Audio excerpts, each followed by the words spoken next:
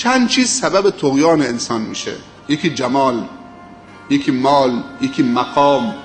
اینا خیلی باید مواظبش بشید. اگه اندام شیکی دارید، صورت جذابی دارید، خیلی باید مواظبت باشید، چون همین اندازه که خوشت میاد از خودت تو فتنه افتادی.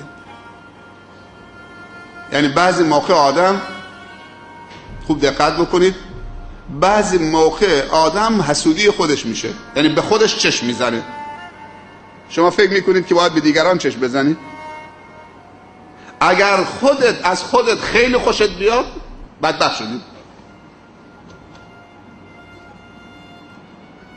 چه بهش میگن؟ میگن از خود راضی. خیلی خطرناکه. جلو آینه بیستی، از صورت خودت کیف بکنی، دعای آینه هم نکنی.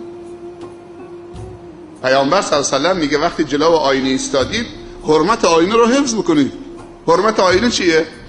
آینه داره به تو خدمت میکنه. دعای آینه رو بخونید. خدایا همینطور که صورت منو زیبا خلق کردید، سیرت منم، اخلاق منم رو زیبا قرار بده. این دعای آینه است.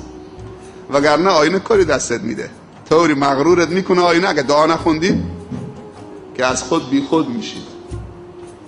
چقدر خوشتیپم. آینه بهت میگه، حرف نداره، خودش به خودش دلا میگه، حرف نداره. همین تو خیابون برم 50 نفر اینجا سکته میکنن، 10 نفر اونجا مات و مبهوت میشن، سرشون به دیوار میخوره. یه تعبیرایی برای خودش هم میگه که حالا من اینجا معذوریت دارم که اینجا بگم. ولی دعای آینه چقدر زیباست. اللهم کما حسنت خلقی فاحسن خلقی.